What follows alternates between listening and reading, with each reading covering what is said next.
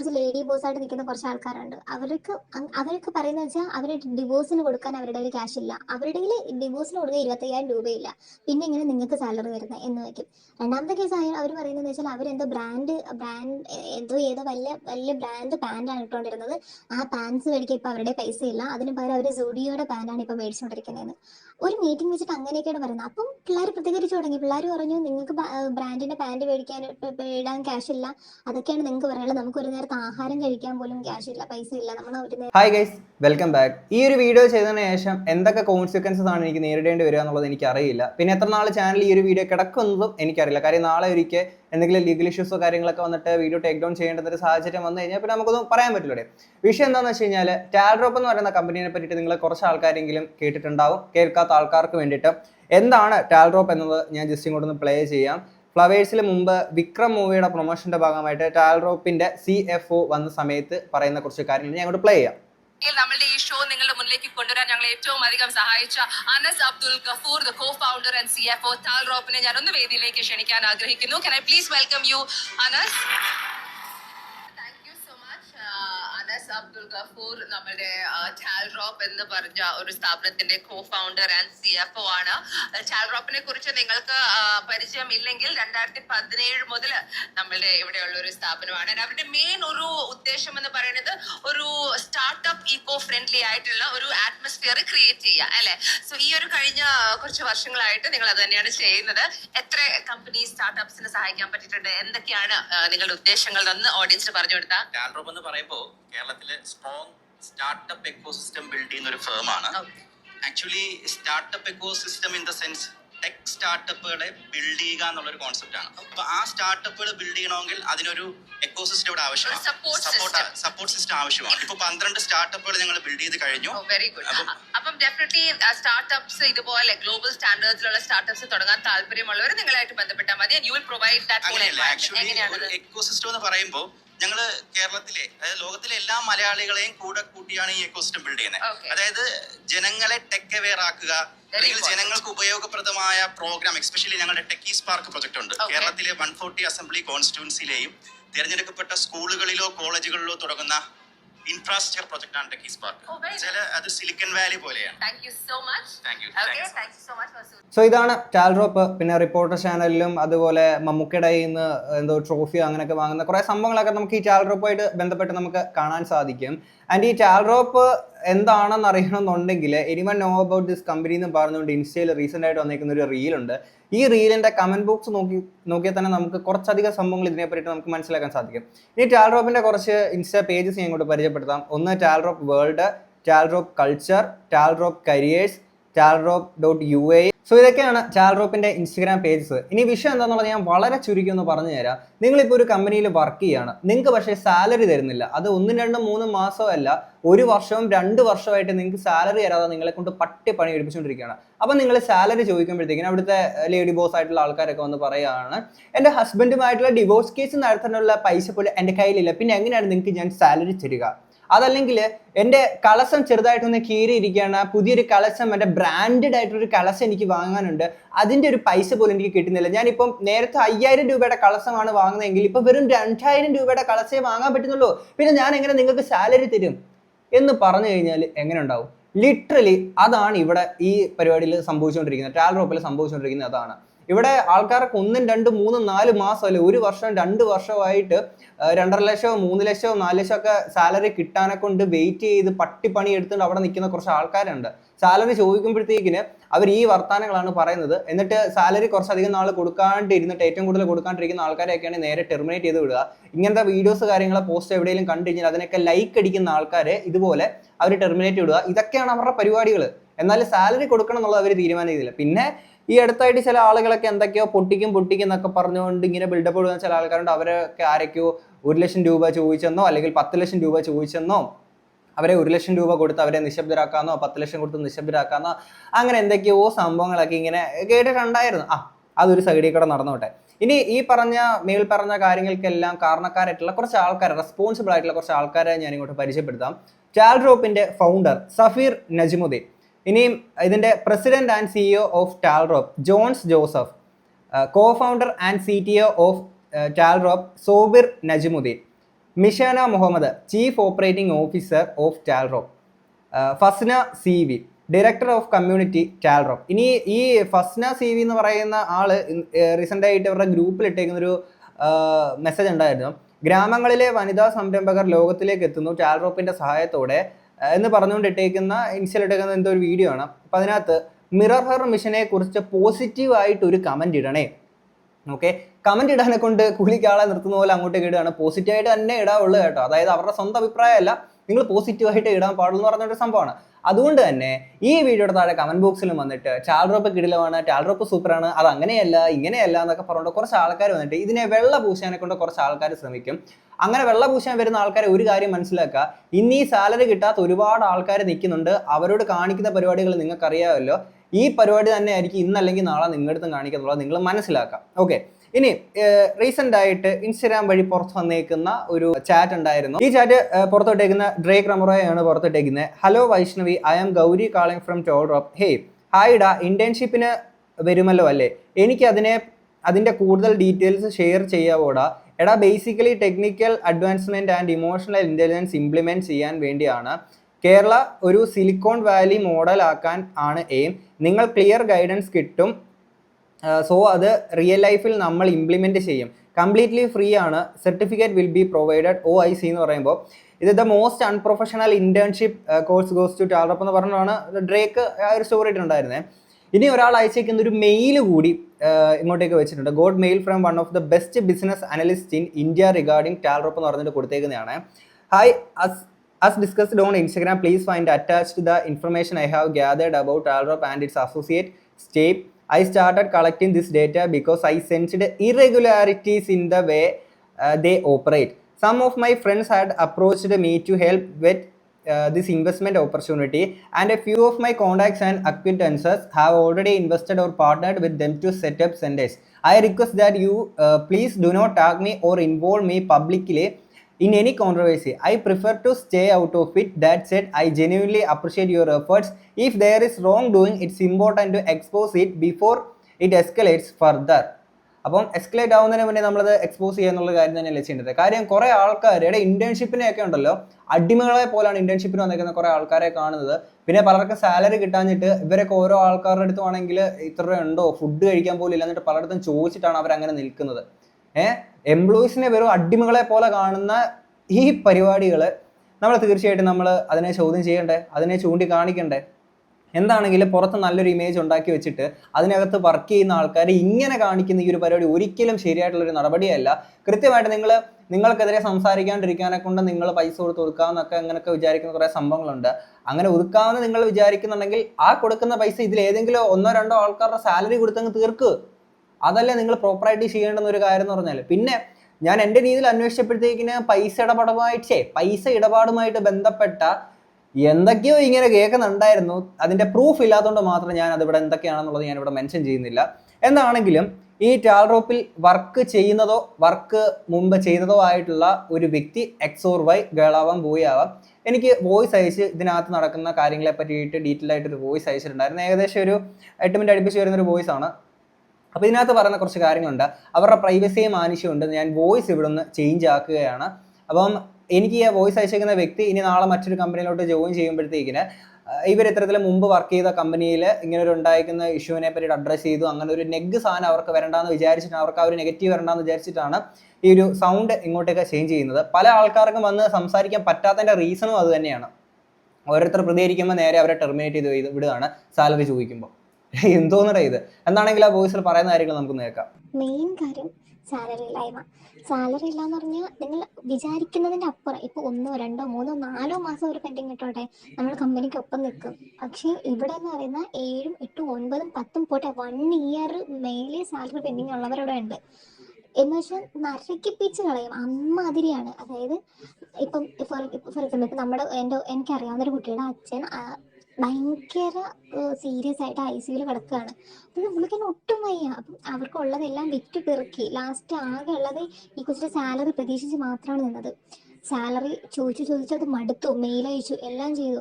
Last medical certificate ഉൾപ്പെടെ അയച്ചു കൊടുക്കാമെന്ന് ആ കുട്ടി പറഞ്ഞു. എന്നിട്ടും ഒരു മര്യാദ ഇല്ലാതെ അവർ സാലറി കൊടുത്തിട്ടേ ഇല്ല. അതായത് അവരുടെ കാഴ്ചപ്പാടിൽ ആര് മരിച്ചാലും അതല്ല സാലറി കിട്ടാതെ ആര് സൂയിസൈഡ് ചെയ്താലും അവർക്ക് അതൊരു പ്രശ്നമേ അല്ല. അങ്ങനത്തെ ഒരു കാഴ്ചപ്പാടാണ് അവർക്കുള്ളത്. അത് പലപ്പോഴായിട്ട് പല രീതിയിൽ അവരത് പറയുന്നുണ്ട്, പക്ഷെ അത് ഓപ്പൺ ആയിട്ട് പറയുന്നില്ലെന്നേ ഉള്ളൂ. അടുത്ത കാര്യം എന്ന് വെച്ചാൽ, ഇപ്പം സാലറി ഇല്ലാതെ പിള്ളേർ നിങ്ങൾ പ്രയോറിറ്റി ലിസ്റ്റിലാണ്, നിങ്ങൾ ഇങ്ങനെ വർക്ക് ചെയ്താൽ മാത്രം മതി എന്ന് പറഞ്ഞാൽ ഇവരെ ഇട്ടൊന്ന് നരകിപ്പിക്കും. ഫോർ എക്സാമ്പിൾ, ഇപ്പം ഭീമാപ്പള്ളി നിൽക്കുന്ന ഒരാളുടെ അടുത്ത് ഇമ്മീഡിയറ്റ് ആയിട്ട് വാമനാപുരം എത്താൻ പറയും. വാമനാപുരത്ത് നിൽക്കുന്ന ആളുടെ അടുത്ത് ഇമ്മീഡിയറ്റ് ആയിട്ട് എവിടെ എത്താൻ പറയും? പോത്തങ്കോട് എത്താൻ പറയും. അവിടെ നിന്ന് പിന്നെ കൊച്ചിയിലെത്താൻ പറയും. അങ്ങനെ നിപ്പിന് ഓട്ടിപ്പിക്കും. പ്രത്യേകിച്ച് ആൺപിള്ളേരാട്ടോ. സത്യം പറഞ്ഞാൽ ഇന്ത്യൻസിനെയൊക്കെ കൊണ്ട് പണിയെടുപ്പിക്കുന്നതിന് കണക്കും കയ്യുമില്ല. അവർക്ക് സാലറി ഇല്ല, ഒരു രീതിയിലുള്ള ഗ്രോത്തും ഇല്ല.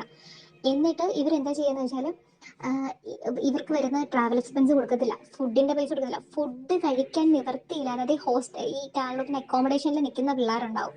അതായത് ഫുഡ് കഴിക്കാൻ അവർക്ക് പൈസ ഇല്ല. അവർ സ്വന്തം നാടും വീടും കളഞ്ഞിട്ട് വന്ന് നിൽക്കുകയാണ്.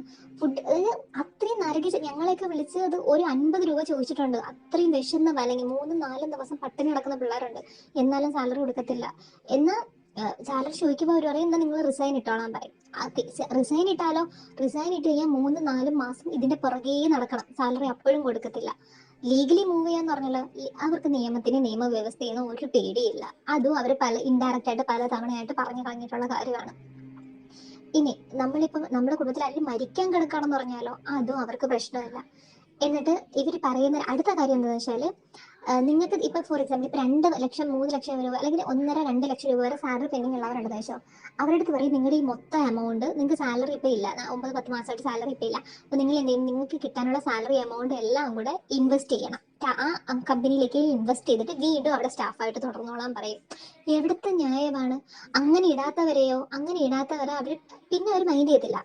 അവർ നിൽക്കണമെങ്കിൽ നിൽക്കട്ടെ, പോണെങ്കിൽ പോട്ടെ, ഗതി കെട്ട് എല്ലാവരും കളഞ്ഞിട്ട് പോകും. സാലറിയും വേണ്ട, ഒന്നും വേണ്ട എന്നുള്ള രീതിയിൽ പിള്ളേർ കളഞ്ഞിട്ട് പോകുമ്പോഴേ ഇവർക്ക് ലാഭം മാത്രമേ ഉള്ളൂ അവിടെ. പിന്നെ ഇൻവെസ്റ്റ് ചെയ്യുന്നതിന്റെ അവസ്ഥ അത് അതിന്റെ അപ്പുറം ദയനീയമാണ്. ഉള്ളവർക്ക് കൊടുത്തോണ്ടേയിരിക്കും. അതായത് ഇവരുടെ കയ്യിൽ നിന്ന് ഇനിയും ടാൽറോപ്പ് എന്തെങ്കിലും എക്സ്പെക്ട് ചെയ്യുന്നുണ്ടെങ്കിൽ അവർക്ക് കറക്റ്റ് ആയിട്ടുള്ള ഇൻട്രസ്റ്റും കാര്യങ്ങളും കൊടുക്കും. ഇപ്പൊ 1 ലക്ഷം 2 ലക്ഷം മാത്രം ഉള്ളതെല്ലാം നുള്ളിപ്പറക്കി ഇൻവെസ്റ്റ് ചെയ്തിട്ടുള്ളവരാണെങ്കിൽ അവർക്ക് കൊടുക്കത്തില്ല. കാരണം അവർക്കറിയാം ഈ ടാൽറോപ്പിൽ ഈ ഒരു നമ്മുടെ ഈ ഓപ്പോസിറ്റ് ഇരിക്കുന്നവരുടെ ഭാഗത്ത് 1 ലക്ഷത്തിൽ കൂടുതലോ അല്ലെങ്കിൽ 2 ലക്ഷത്തിൽ കൂടുതലോ ഇനി ടാൽറോപ്പിന് കിട്ടത്തില്ല എന്ന് അവർക്ക് അറിയാന്നുണ്ടെങ്കിൽ അവരെ ഇട്ട് ഇങ്ങനെയും നടത്തിപ്പിക്കും. ഇതിനുള്ളിൽ വേറെ എന്തൊക്കെ പ്രവർത്തനങ്ങൾ നടക്കുന്നുള്ളത് നമുക്കറിയത്തില്ല. പക്ഷെ ഒന്ന് ഉറപ്പാണ്, ഷുവർ ആയിട്ടുള്ള ഒരു കാര്യമാണ്, പുറമേ നിന്നിട്ട് കാണുന്ന ടാൽറോപ്പേ അല്ല ടാൽറോപ്പ്. ഇതിനുള്ളിൽ പല കാര്യങ്ങളും നടക്കുന്നുണ്ടെന്നുള്ളതാണ്. അത് പല ഒളിഞ്ഞും മറഞ്ഞും തെളിഞ്ഞും പല സ്റ്റാഫുകളും അവിടെ പറയുന്നുണ്ട് കേട്ടോ. പല സ്റ്റാഫുകൾ പറയുന്നുണ്ട്. പലരും പറഞ്ഞ് ഇപ്പം ഡയറക്റ്റായിട്ട് കണ്ടിട്ടില്ലെന്നേ ഉള്ളൂ. പല സ്റ്റാഫുകളും പറയുന്നുണ്ട്. കുറച്ച് ക്ലോസ് ആകുമ്പോൾ അവിടെ പഴയ നിന്നിട്ടുള്ള സ്റ്റാഫുകളൊക്കെ ഇങ്ങനെ പറയുന്നുണ്ട്. ഈ സ്റ്റാഫുകളുടെ അടുത്തും ഈ അറിയുന്ന ആൾക്കാരുടെ അടുത്ത് എനിക്ക് പറയാനുള്ള ഒരു കാര്യം എന്ന് വെച്ചാൽ, നിങ്ങളുടെ നാളെ ഇനി അടുത്തൊരു കമ്പനിയിലോട്ട് ജോലിക്ക് പോകുമ്പോൾ നിങ്ങളുടെ ഒരു കരിയറിന് ഉണ്ടാകുന്ന ഒരു നെഗ് സാധനം വിചാരിച്ചിട്ടായിരിക്കും നിങ്ങൾ അങ്ങനെ പറയാണ്ടിരിക്കുന്നത്. എന്തെങ്കിലും ഉണ്ടെങ്കിൽ ധൈര്യമായിട്ട് നിങ്ങൾ നമ്മുടെ അടുത്ത് പറഞ്ഞോളൂ. എന്ത് പുറത്ത് വിടണമെന്നുണ്ടെങ്കിലും നമ്മൾ ആ ഒരു കാര്യം പുറത്ത് വിടും. നമ്മളുടെ റിക്വയർമെന്റ് എന്ന് പറഞ്ഞ ഒരേ ഒരു കാര്യം മാത്രമേ ഉള്ളൂ, ഈ സാലറി കിട്ടാതിരിക്കുന്ന ആൾക്കാർക്ക് സാലറി കൊടുക്കുക എന്നുള്ളതാണ്. കാര്യം ഇവരെ ഇത്രയും നാളും പണി ഇടിപ്പിച്ചിട്ടാണ് സാലറി കൊടുക്കാത്ത ഈ പന്ന പരിപാടിയല്ലേ ഇവർ കാണിച്ചുകൊണ്ടിരിക്കുന്നത്. ബാക്കി കേൾക്കാം. പിന്നെ സാലറി ചോദിക്കുമ്പോൾ പറയും 1 വർഷം കഴിഞ്ഞിട്ടും നമ്മൾ പ്രൊബേഷൻ പീരിയഡ് നമ്മൾ എന്ത് ചെയ്യും? ആ നിന്നുകൊണ്ടിരുന്ന ഡെസിഗ്നേഷനിൽ നിന്ന് വിത്തൗട്ട് എനി പ്രൂഫ്, ഒരു പ്രൂഫും ഇല്ല, ഒരു ഓഫർ ലെറ്ററും അങ്ങനെ ഒന്നുമില്ലാണ്ട് വെർബലി പറഞ്ഞിട്ട് നമ്മൾ എന്ത് ചെയ്യും? വേറൊരു ഡെസിഗ്നേഷനിൽ അല്ലെങ്കിൽ അടുത്തൊരു സ്റ്റാർട്ടപ്പ് കമ്പനിയിൽ കൊണ്ടിടും. ഇതിൻ്റെ ഉള്ളിൽ തന്നെ മറ്റൊരു സ്റ്റാർട്ടപ്പ് കമ്പനിയിൽ കൊണ്ടിടും. എന്നിട്ട് പറയും നമുക്ക് അപ്പൊ ആദ്യത്തെ ഇതിൽ നമുക്ക് സാലറി കിട്ടിയില്ല, ഒരു പ്രൂഫും ഇല്ലാതെ വേറെ ഡെസിഗ്നേഷനെ കൊണ്ടുവന്നു, അവിടെയും നമുക്ക് സാലറി ഇല്ല, സാലറി ഹൈക്ക് ഇല്ല, ഒന്നുമില്ല. അപ്പൊ നമ്മൾ പറയും നിങ്ങൾ പ്രൊബേഷൻ പീരീഡ് ആണ്. എത്ര മാസം പ്രൊബേഷൻ പീരീഡ്? 1 മാസമോ പോട്ടെ 3 മാസമോ 6, 7, 8 മാസത്തോളം കഴിഞ്ഞാലും പ്രൊബേഷൻ പീരീഡ്. അതുകൊണ്ട് നിങ്ങൾക്ക് സാലറി ഇപ്പൊ നിങ്ങൾക്ക് ഒരു ഇതിലുള്ളൊരിതും ഇല്ല, നമുക്ക് ഒരു ബെനിഫിറ്റും ഇല്ല, അങ്ങനെ നിൽക്കുകയാണ്. എന്നുവെച്ചാൽ അത്രയും ഗതികെട്ട് വേറെ ഒരു നിവൃത്തി ഇല്ലാത്തവരാണ് ടാൽറോപ്പിൽ നിൽക്കുന്നത്. 3/4 പേരും പലതും തുറന്നു പറയാൻ പേടിയുള്ളവരാണ്. അതായത് പല രീതിയിൽ അവർക്ക് പേടിയുണ്ട്. എന്താണെന്ന് എനിക്ക് അറിയത്തില്ല. മേ ബി റിസൈൻ ഇട്ടിട്ടുള്ളവരായിരിക്കും ഇപ്പൊ ഇതിനു വേണ്ടി രംഗത്തേക്ക് ഇറങ്ങിയിട്ടുള്ളത്. അല്ലെങ്കിൽ അത്രയും അനുഭവിച്ചിട്ടുള്ളവരായിരിക്കും ഇതിനു വേണ്ടി രംഗത്ത് ഇറങ്ങിയിട്ടുള്ളതെന്നാണ് എനിക്ക് തോന്നുന്നത്. അടുത്ത് പിന്നൊരു കാര്യം എന്ന് വെച്ചാല്, പിന്നെ ഒരു കാര്യം എന്താണെന്ന് വെച്ചാൽ നമ്മളിപ്പം ചോദിക്കുകയാണ്, ഇപ്പം സാലറി ചോദിക്കുകയാണ്, അല്ലെങ്കിൽ നമ്മൾ സാലറി കുറയുന്നതിന് ചോദിക്കുകയാണെങ്കിൽ അവിടെ CEO എന്ന് പറയുന്ന പുള്ളിക്കാരൻ ഒരു മീറ്റിംഗ് വെക്കും. മീറ്റിംഗ് വെച്ചിട്ട് പിള്ളേരെ എല്ലാവരും പിടിച്ചിരുത്തി എവിടെയെങ്കിലും കിടക്കുന്ന അങ്ങ് അറ്റം കിടക്കുന്ന പിള്ളേരെ സഹിതം വിളിച്ച് വരുത്തി അയാളുടെ സൗകര്യത്തിനനുസരിച്ച് ഒരു മീറ്റിംഗ് വെക്കുന്നു. മീറ്റിംഗ് വെച്ചിട്ട് സാലറി ഇല്ലാത്ത പിള്ളേരാണ് കേട്ടോ. മീറ്റിംഗ് വെച്ചിട്ട് പുള്ളിക്കാരൻ പറയുന്നതെന്ന് വെച്ചാൽ നിങ്ങൾ റിസൈൻ ഉണ്ടെങ്കിൽ അങ്ങ് ഇട്ടോളൂ, എനിക്കൊന്നും പോകാനില്ല. നിങ്ങൾ റിസൈൻ ഇട്ടാൽ നിങ്ങൾക്ക് മാത്രമേ പോകാനുള്ളൂ. ചിലപ്പോൾ നിങ്ങൾക്ക് 2-3 കൊല്ലമൊക്കെ സാലറി തരാതിരിക്കും, എന്നാലും നിങ്ങൾ റിസൈൻ ഇട്ടാൽ എനിക്കൊരു പ്രശ്നവുമില്ല, കാരണം എനിക്ക് ഉണ്ടാക്കാനുള്ളതെല്ലാം ഞാൻ ഉണ്ടാക്കിയിട്ടുണ്ട് എന്നുള്ള രീതിയിൽ പറയും. ഈ കമ്പനി എനിക്ക് തുടങ്ങാൻ അറിയെങ്കിൽ മുന്നോട്ട് എങ്ങനെ കൊണ്ടുപോകണം എന്ന് അറിയാം, അതുകൊണ്ട് നിങ്ങളൊക്കെ റിസൈൻ ഇട്ടിട്ട് പോയാൽ എനിക്ക് ഒരു പ്രശ്നവുമില്ല, അങ്ങനെ അങ്ങ് പറയും. അപ്പൊ നമ്മൾ മൊത്തത്തിൽ തകർന്നു പോകും. ഇത്രയും നാൾ കഷ്ടപ്പെട്ടിട്ട് കമ്പനിക്ക് വേണ്ടി വർക്ക് ചെയ്തിട്ട് ഒരു കമ്മിറ്റ്മെന്റ് ഉണ്ടായിട്ട് എടുത്തിട്ട് ഒരു ഗുണവും ഇല്ലാതായി പോയി എന്നുള്ളൊരവസ്ഥ വരെ എത്തും. പിന്നെ ഇവിടെ ഫസ്ന എന്ന് പറഞ്ഞൊരു പുള്ളിക്കാരി ഉണ്ടേ.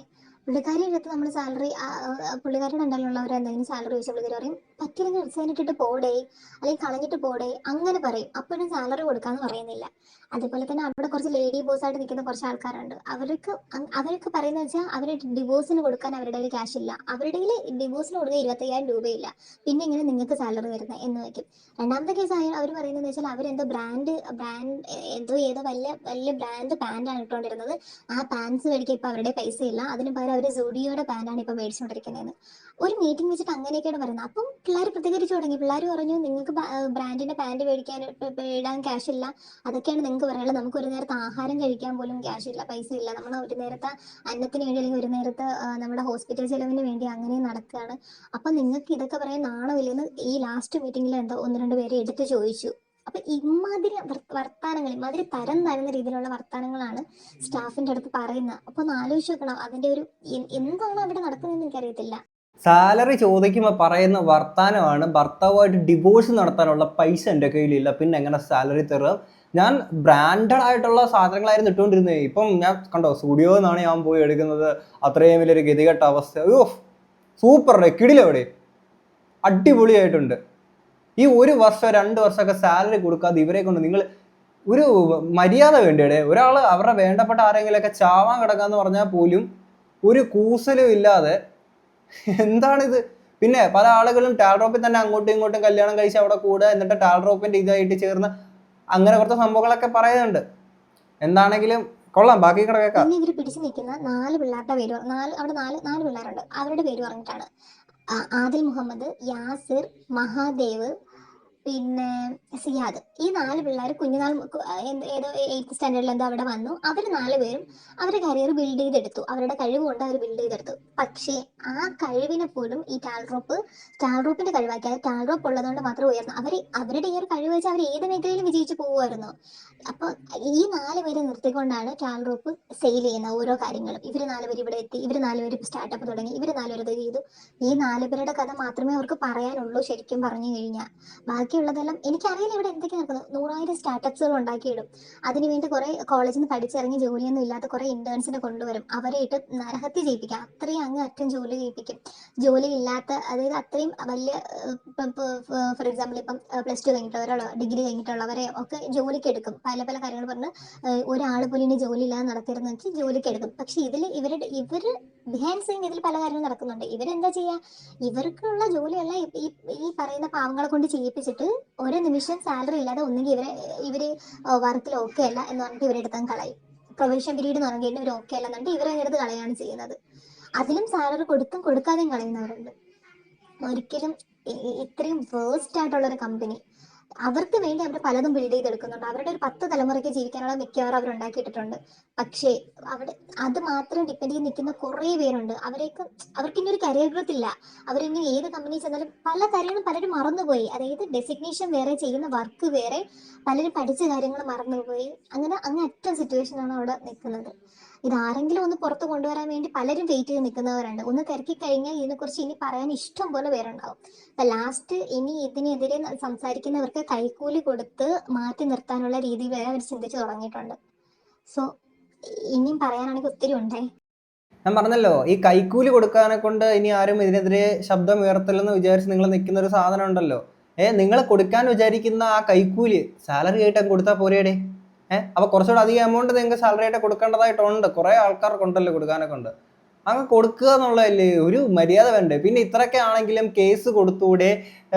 എന്തുകൊണ്ട് അങ്ങനെ മൂവ് ചെയ്യുന്നില്ല എന്നൊക്കെ ആർക്കെങ്കിലും ഡൗട്ട് ഉണ്ടെങ്കിൽ കേസ് കൊടുത്തിട്ടുണ്ട്.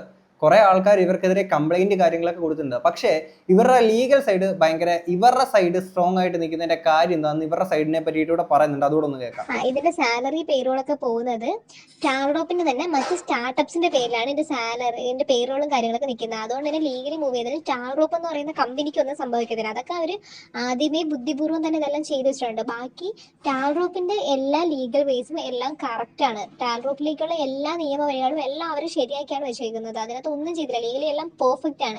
പക്ഷേ സാലറി കൊടുക്കുന്നത് എന്ന് പറയുന്നത് സ്റ്റാർഡോപ്പിനകത്ത് തന്നെയുള്ള മറ്റ് കമ്പനികൾ, സ്റ്റാർഡോപ്പിന്റെ അകത്തുള്ള സ്റ്റാർട്ടപ്സ് കമ്പനികളാണ്.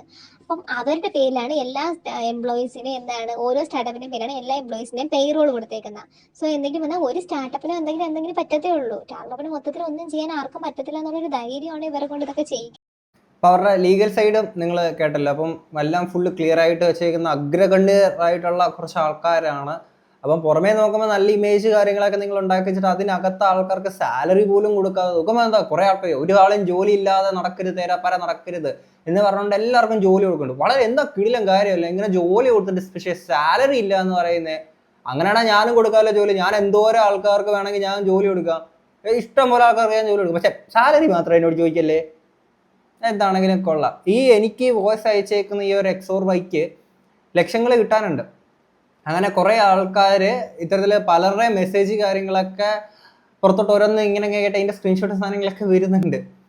ഇനി മുന്നോട്ട് പോയി കഴിയുമ്പോഴത്തേക്കിന് ഇതിനകത്ത് ഞാൻ പറഞ്ഞല്ലോ കുറച്ചധികം വിഷയങ്ങളുണ്ട്. അതൊക്കെ ഒരു പക്ഷേ നാളുകളിൽ പുറത്തോട്ട് വന്നേക്കും. നിങ്ങൾ എത്രയും പെട്ടെന്ന് ഈ സാലറി കൊടുക്കാനുള്ളവർക്ക് കൊടുക്കാന്നുള്ളത് എനിക്ക് പറയാനുള്ളൂ. എന്താണെങ്കിൽ ഇത്രയും കേട്ട് നിങ്ങൾക്ക് എന്താ തോന്നുന്നുള്ളത് തീർച്ചയായും കമന്റ് ബോക്സിൽ പറയാം. നമുക്ക് അടുത്തൊരു വീഡിയോ കാണാം. അപ്പോൾ